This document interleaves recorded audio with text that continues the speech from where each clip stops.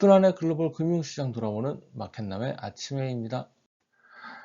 네, 25년 3월 6일 목요일 아침회의 시작하겠습니다. 먼저 주식시장 먼저 쭉 훑어보시면 크게 반등을 했죠. 반등한 이유는 일단 첫 번째는 아시아장 시작하기 전에 나왔던 관세 유예 가능성이 나왔고요. 그리고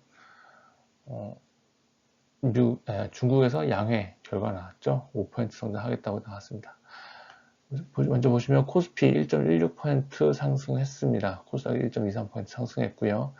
하지만 이 상승이 외국인이 현물을 팔았어요. 외국인 현물을 좀 매도가 있어서 이게 건강한 반등인지는 잘 모르겠습니다. 일단 그동안 많이 빠진 거에 대한 기술적 반등인 것 같기도 하고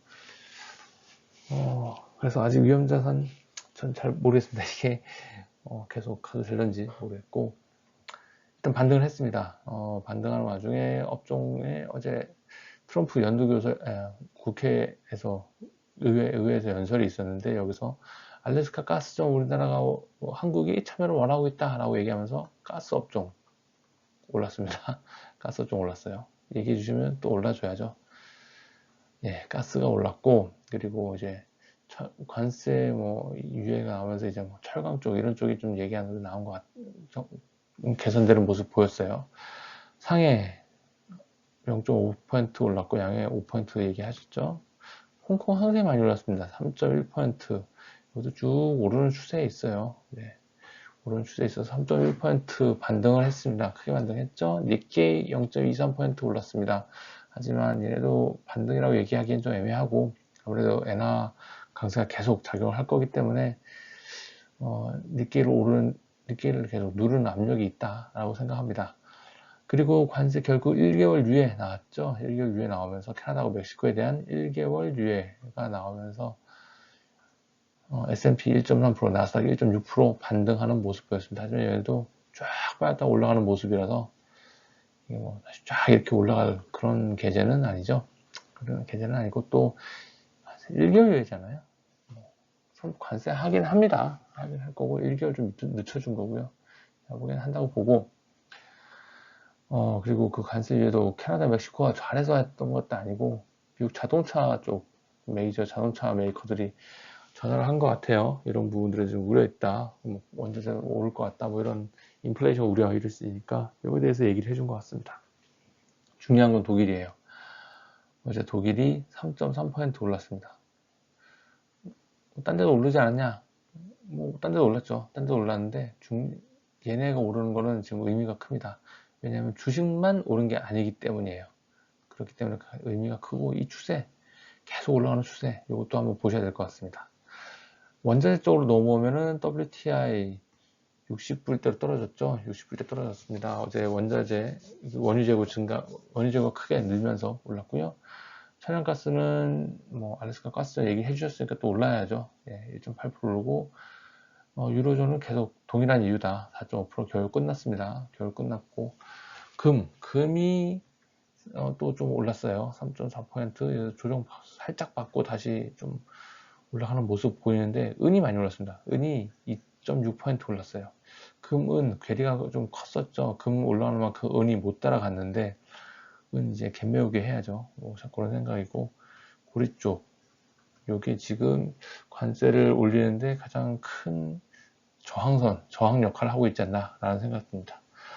원달러 환율 어제 7.35 정도 빠져서 1450원대로 다시 내려갔어요. 저는 원달러는 요 라인이 1450, 60원 라인, 요 라인이 결국은 저항선 가장 높은 수준이 아닌가 생각하고 있고요. 달러화가 104포인트로 급락을 했습니다. 여러 가지 이유 있죠. 첫 번째, 관세 있었고요. 관세를 일단 유예했고, 두 번째, 고용이 안 좋았습니다. 어제 ADP 고용, 근래 보는 숫자 중에 가장 안 좋은 숫자 나왔습니다. 그런 쪽 나왔고, 엔화 강세, 유로 강세 나왔고요. 비트코인은 이제 레벨 다운해서 여기서 이제 다시 방향성 잡아가야 되는 과정에 있습니다. 어제 나왔던 것 중에, 어제 제가 미스한 것 중에 미국채가 제가 작성하는 시간 한 5시 정도 되는데, 그거 이후에 급등을 했더라고요. 그래서 4.2%대 중반까지 미국채 금리가 올랐습니다. 그거 어제 놓쳤어요. 그래서 지금 어제 다시 또 관 4.2% 올랐고, 한 9bp 올랐죠, 어젯밤에. 그래서 그걸 반영해서 우리나라 국채 6.8bp 올랐습니다. 10년물이. 3년물 3.2bp 오르면서, 그런 모습 보였고, 이 부분을 반영을 했었다. 독일 30bp 올랐습니다. 30bp. 이게 엄청나게 다른 의미인 것 같습니다. 이거는 미국장 반응이 문제가 아닌 다른 의미예요. 그리고 미국장은 어젯밤에 또 인플레 이런 부분도 우려하면서 3.1bp 상승했습니다. 네, 경제 지표 보실게요. 어제 한국 GDP 0.1% 성장으로 일단 나왔고 4분기 뭐 안 좋은 모습입니다. 0.1% 성장 거의 안 했다는 얘기죠. 네. 호주는 4분기에 0.6% 올랐네요. 비교되네요. 네, 비교됩니다. ADP 고용이 어제 크게 안 좋았어요. 7만 건입니다. 7.7만 건. 예상치가 14만 건 증가인데 7.7만 건 증가로 나왔어요. 요 근래 본 숫자 중에서 가장 낮은 숫자였던 것 같습니다. ISM 서비스업 지수 53.5, 좀 혹시 안 좋게 나오면 어떡하나라는 우려가 있었던 것 같은데 그래도 예상치 상회를 했습니다. 고용도 53.9 소폭 상회를 했고요. 세부 지표 중에 세부 지표 중에 가격이 또 올랐어요. 60 이상을 계속 상회하고 있습니다. 62.6이고요. 아까 말씀드렸던 원유 재고 크게 올랐어요. 361만 배럴. 예상치는 90만 배럴이었어요. 많이 올랐습니다. 그리고 이제 오늘 있을 주요 지표 2월 CPI가 나올 거고요. CPI 지난번에 0.7% 올랐는데 왜 0.2% 예상하고 있습니다. 그렇게 되면 한 다시 2% 수준, 2% 살짝 하회하는 수준인데 글쎄요, 2% 살짝 넘지 않을까라는 생각을 좀 합니다만 하여튼 고 어라운드 우리나라 물가는 그래도 안정적이다. 다른 데하고 좀 비교할 수 없게 좀 안정적이다라는 생각이고요. 그만큼 수요가 없다는 얘기죠. 네, 수요가 없어요. 우리나라 지금 문제입니다. 유로존 1월 소매 판매 0.1% 살짝 올랐어요. 유로존도 경기가 막 좋은 건 아닙니다. 그런데 얘는 이제 재정 푼다고 하고 있죠. 네. ECB 통화정책 회의 인하가 예상되어 있습니다. 그런데 독일 부채가 엄청나게 올랐어요. 이걸 시사하는 바가 있습니다. 그리고 신규 실업 청구 건수가 예상이 되어 있습니다. 그리고 ECB에서 통화정책 회의 끝나고 라가르드 총재 기자회견 예정되어 있고요. 파월 연준의장 예정되어 있습니다. 보스틱 애틀랜타 연준 총재도 예정이 되어 있고요. 네, 오늘 시장 포커스입니다. 가장 중요한 건 이겁니다. 아까 독일 얘기 많이 드렸는데 지금 2차 세계대전 이후에 지금 미국 주도의 동맹관계가 80년 만에 깨지고 있다라는 겁니다. 결국 그렇게 된다는 거는 각자 도생의 길을 찾아야 된다는 겁니다. 안보도 각자 도생이고요. 그리고 그동안 비교 우위적인 측면에 있어서 해왔던 무역 이런 것들도 이제 좀 안 되고 그러면은 각자 산업을 위해서는 각자 해야 되는 이런 것들이 생기죠. 그러면 뭐냐? 각자가 돈을 마련을 해야 된다는 거죠.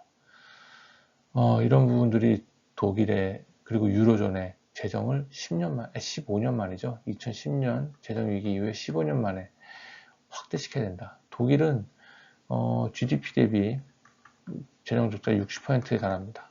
맞냐? 아니에요. G7 중에서는 가장 낮은 숫자입니다.